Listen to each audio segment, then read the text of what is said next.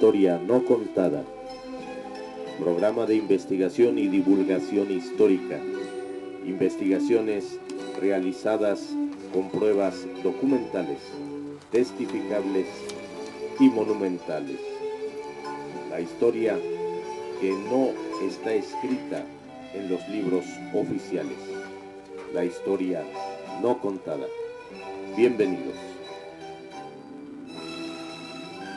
Amigos, amigas, gracias por el favor de su atención en una emisión más de La Historia No Contada, donde hoy, dándole continuidad al primer programa sobre el sitio de Puebla de 1863, pues hoy en este segundo programa les comparto lo que es la guerra. Ya en el primer programa hablé de el contexto, cómo era Puebla, una ciudad muy hermosa, muy bonita, muy colonial, católica al 95%, si no es que más. Obviamente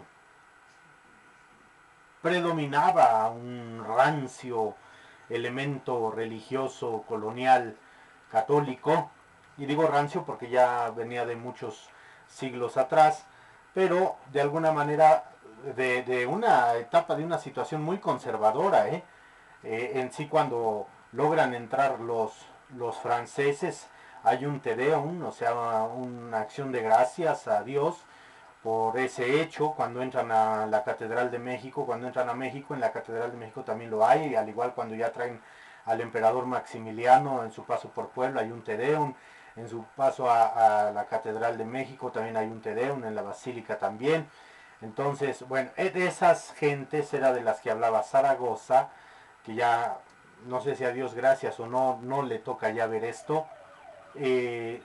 Por eso le dice en su parte de guerra a Juárez: si he podido, mejor quemo Puebla.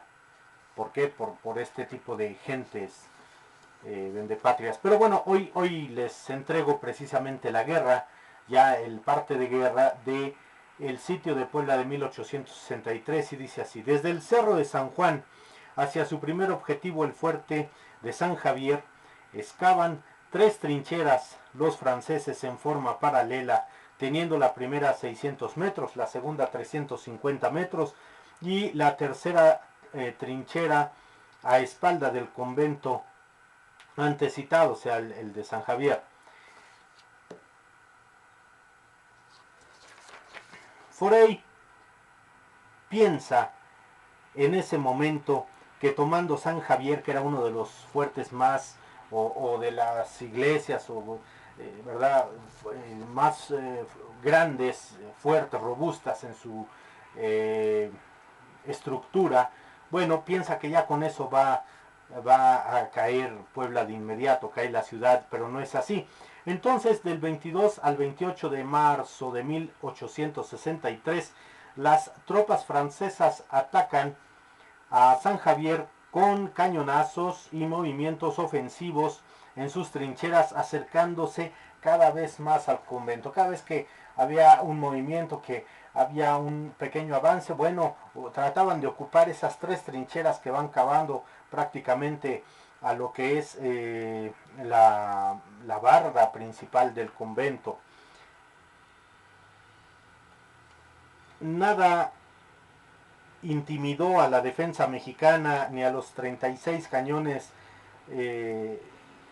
ni los 36 cañones de la artillería francesa.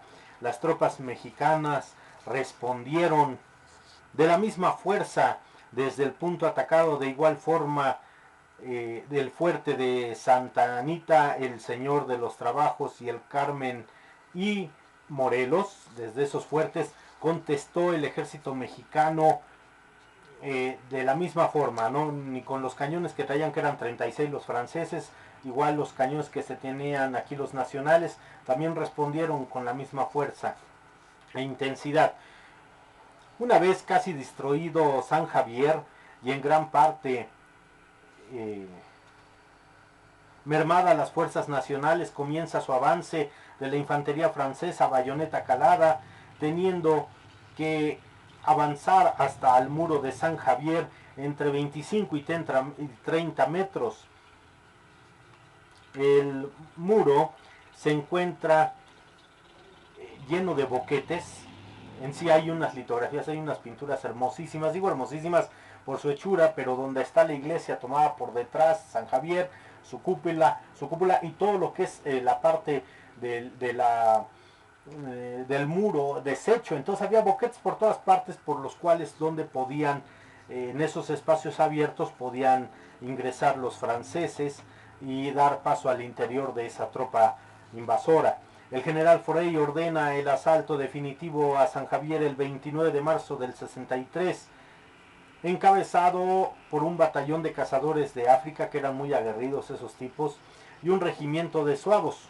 La batalla va a terminar con una violenta lucha cuerpo a cuerpo, con cuchillos y bayonetas en el patio del colegio de San Javier, que había sido también penitenciaría. Hoy en día, si usted va y busca San Javier, bueno, pues hoy en día es el Instituto Cultural Poblano, que cuando, según cuentan, cuando se adaptan para esta situación, encuentran muchos cuerpos, o sea, rescaban en lo que era el claustro, lo que era del convento, lo que es el patio principal interno ahora de San Javier, donde es ahora el Instituto Cultural, y van a encontrar muchas insignias, balas infinitas y algunos cuerpos todavía que ahí entierran in situ, y ahí quedaron durante mucho tiempo. Bueno, pues después va a venir la dominación francesa con el imperio de Maximiliano de Habsburgo y Carlota de Bélgica, pero cuando se reestructura se encuentran todavía muchas piezas de esa cruenta batalla. Con pocas bajas y en una semana el ejército francés había conquistado el lugar mejor defendido del país, que era San Javier. El día 29 de marzo de 1863, después de 6 días de combate intenso, el ejército francés tomó bajo su mando el fuerte de San Javier, este último con grandes daños y casi reducido a escombros. Sí, se lo acabaron. El general González Ortega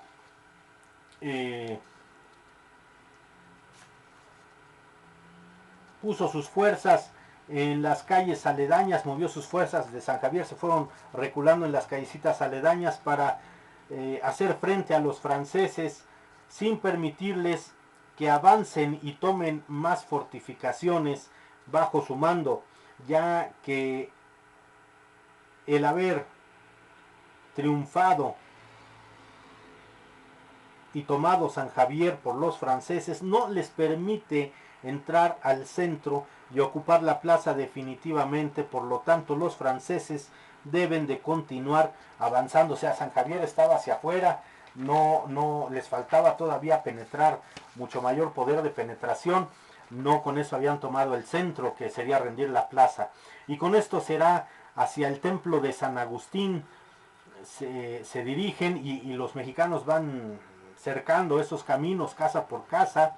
El camino hacia este templo estaba lleno de fieros guerreros mexicanos hasta llegar al centro de la ciudad.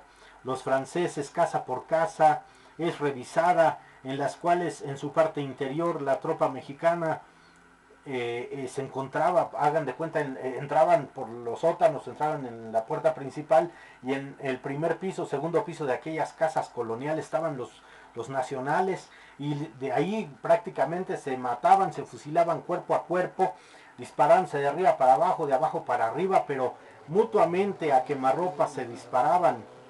Era morir o triunfar de los dos bandos. Forey ordena el bombardeo de San Agustín desde sus posiciones en San Javier, que no está muy lejos, y en el Carmen también. Así respaldará el avance de sus tropas.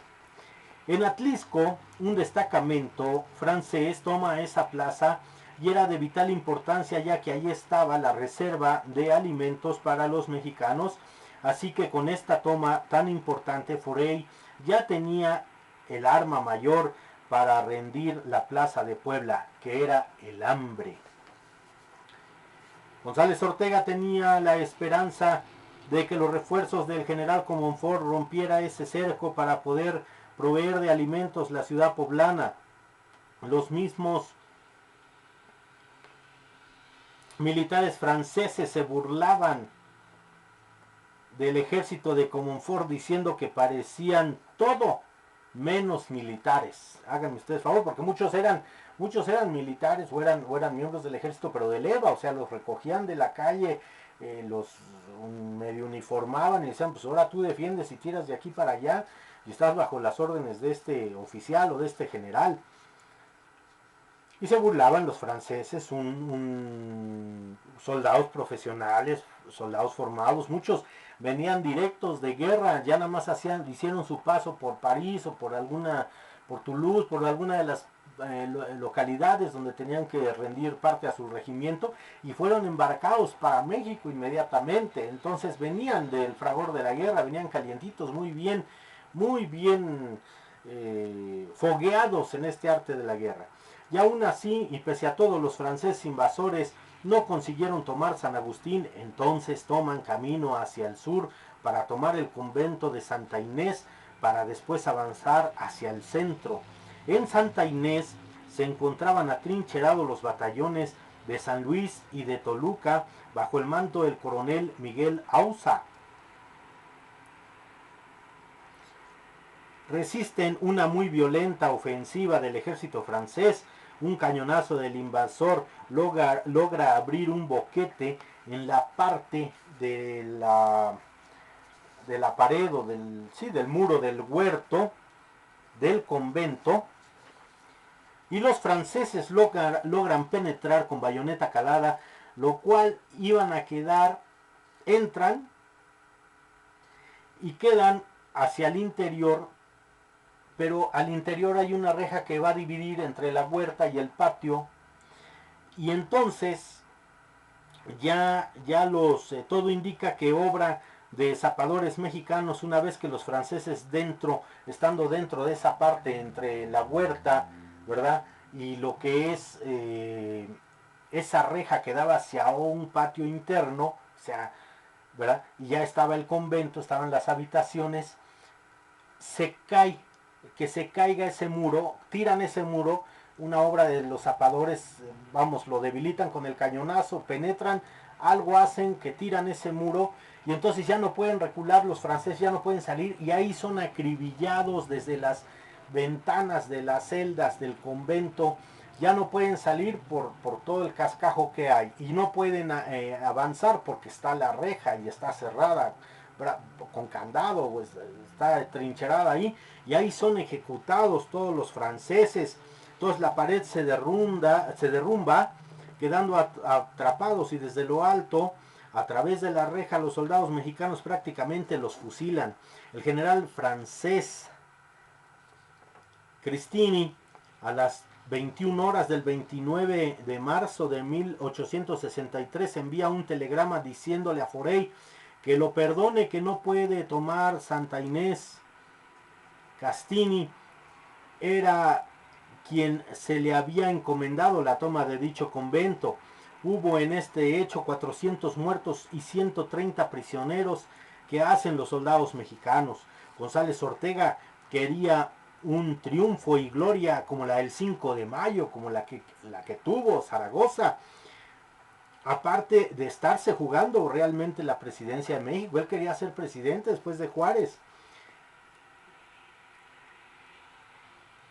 El afamado ejército francés le deja en claro a Forey, sobre todo su alto mando, la urgente decisión del cambio de estrategia, levantar el sitio y regresar a Orizaba, porque se estaban terminando los pertrechos de guerra, o mantener el sitio con ciertas fuerzas y con el mayor número de tropa, entonces ahí mantener el sitio en Puebla y dirigirse por atrás de Puebla, circundando Puebla, por alguna de esas zonas, dirigirse ya a la Ciudad de México para tomar México, o de plano reculaban a Orizaba para reconfortarse en muchas cosas, ya que después de los prisioneros y los muertos, pues obviamente hay de lo que dejaban de parque, alimento y todo, pues los mexicanos hacían de ello, ¿no?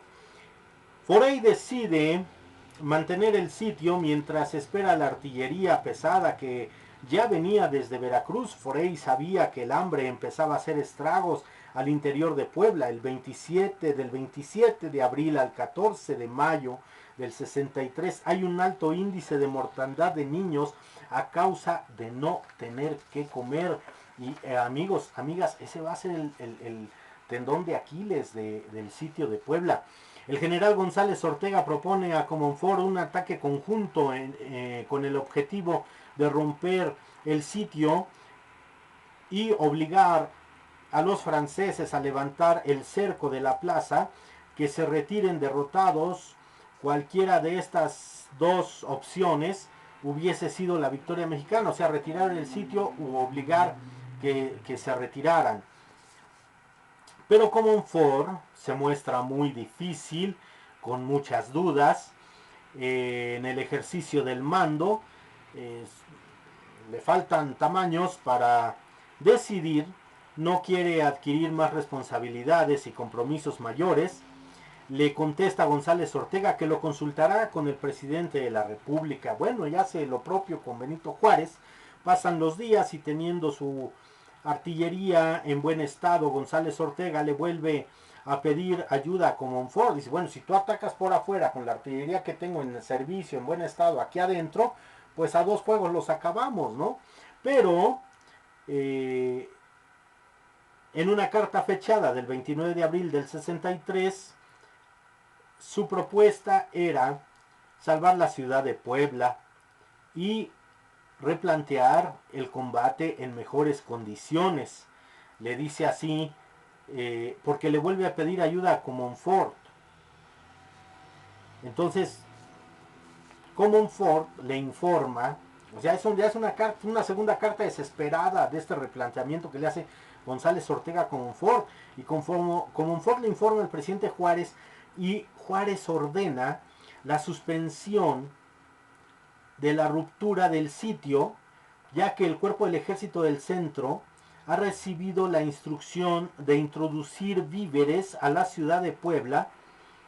Entonces González Ortega suspende la intención de salir, o sea, se quedan ahí, queda al pendiente del cuerpo del ejército del centro para introducir esos abastecimientos. Entonces Comonfort intenta romper el cerco, queriendo entrar por San Pablo del Monte, sin avisarle a González Ortega para que esté preciso, y es rechazado por un escuadrón de cazadores de África y lo derrotan, quedándose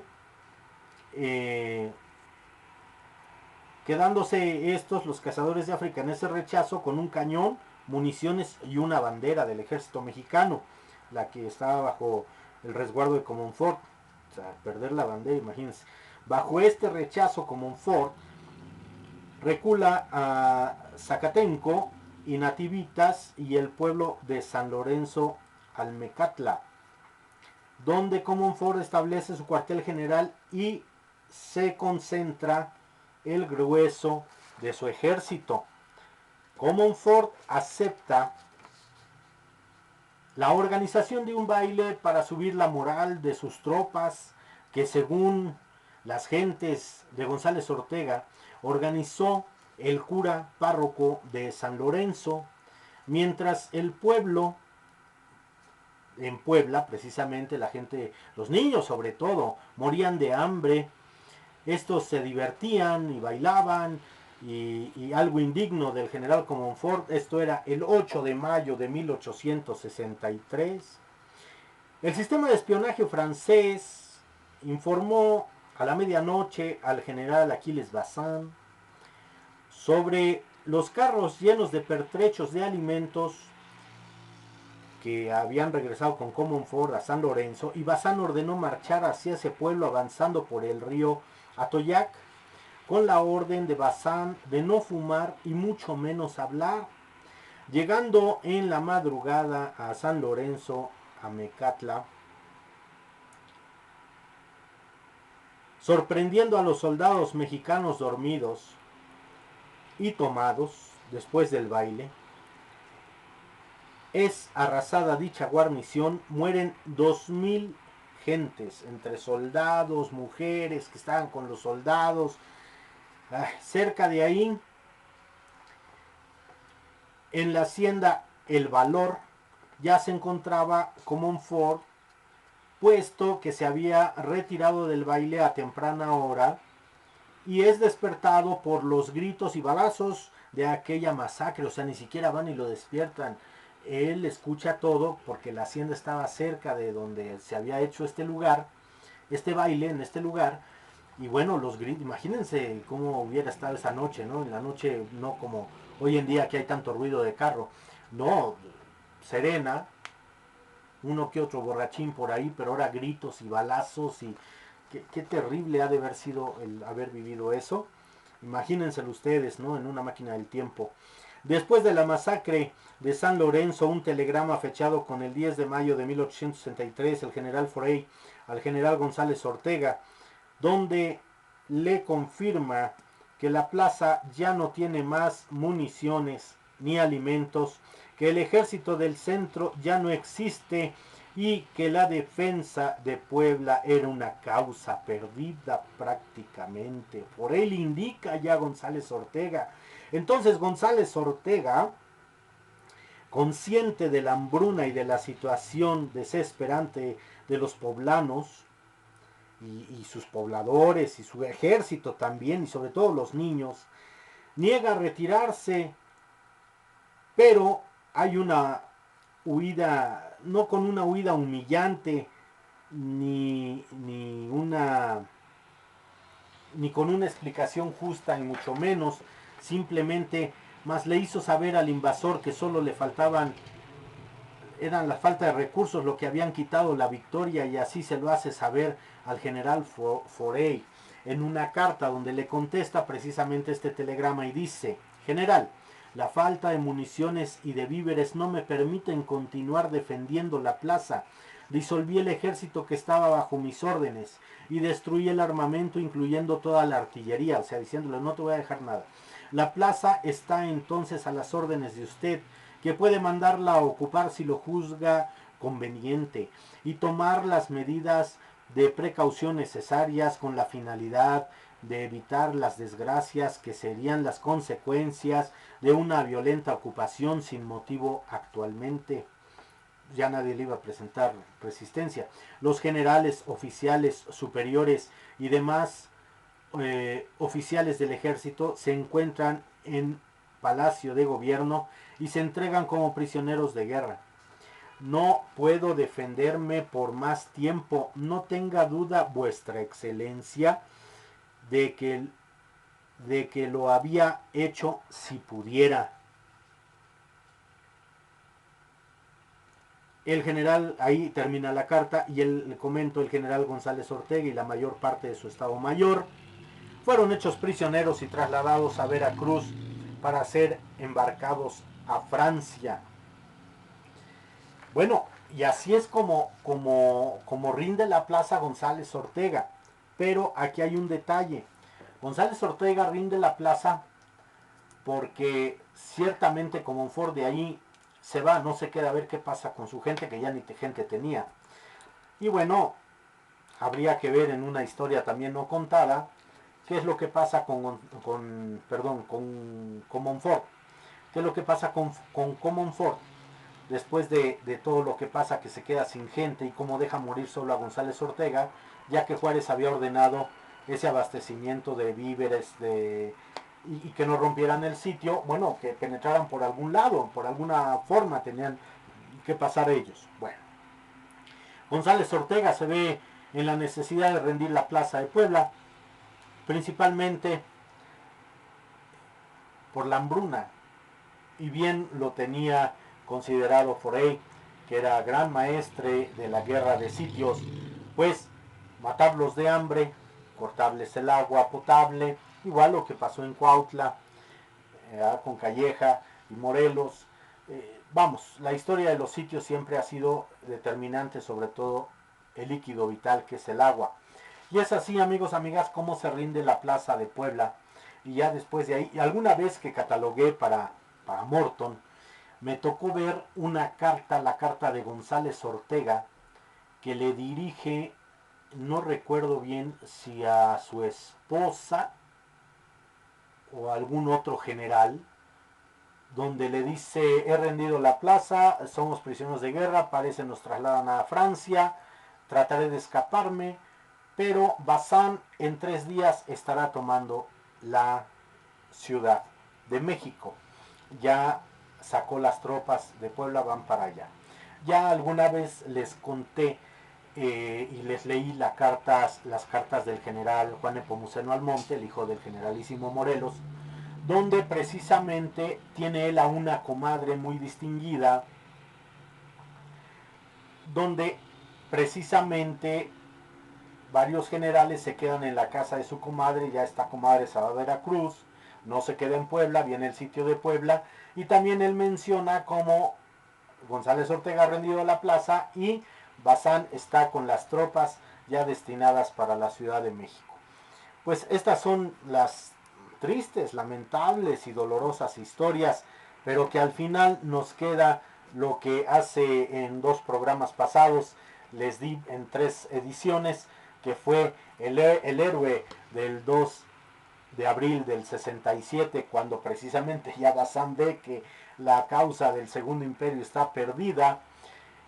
Doña Carlota ya no está en México, ella se va a principios del 66, y siendo la mujer, una de las mujeres más ricas del mundo, y sobre todo la dote que le da a su papá Leopoldo I de Bélgica,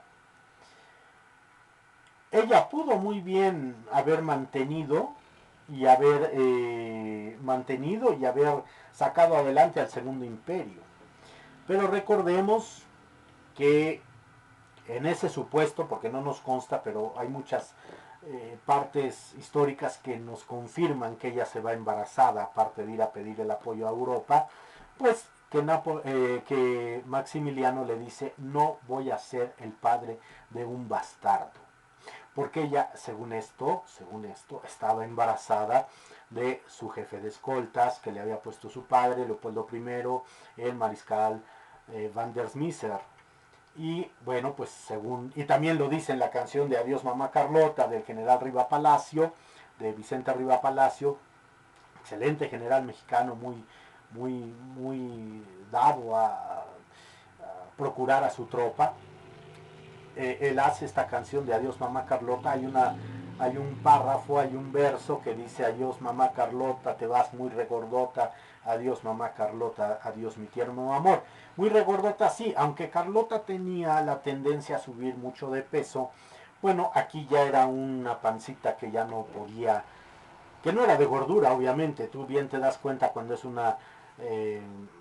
vientre de embarazo a un vientre de maternidad, a un vientre de gordura por comer, ¿no? Bueno, y ella ya no está aquí, ya está perdida la causa del Imperio Mexicano. Napoleón III le ordena a Bazán que retire sus tropas, y les digo, todavía en Veracruz Bazán estaba vendiendo los cañones que podía vender a los mexicanos, a quien quería, de alguna manera la resistencia, ¿verdad?, la guerrilla, para llegar con algo de dinero a lo que se iba a enfrentar después en Francia. En fin, amigos, amigas, esta fue la segunda parte, la parte de la guerra, la parte del sitio de Puebla, y que González Ortega después va a morir mandatado por Benito Juárez. Benito Juárez da la orden de que lo fusilen al general González Ortega, pero eso ya se los daré en algún otro momento, en algún otro programa de su tan querido programa La Historia No Contada. Por el favor de su atención, amigos, amigas, muchas gracias. Nos seguimos saludando, viéndonos, oyéndonos en este programa de La Historia No Contada. Gracias por su apoyo. Su amigo Ricardo Trillanes se despide, esperando saludarnos prontamente. Hasta luego.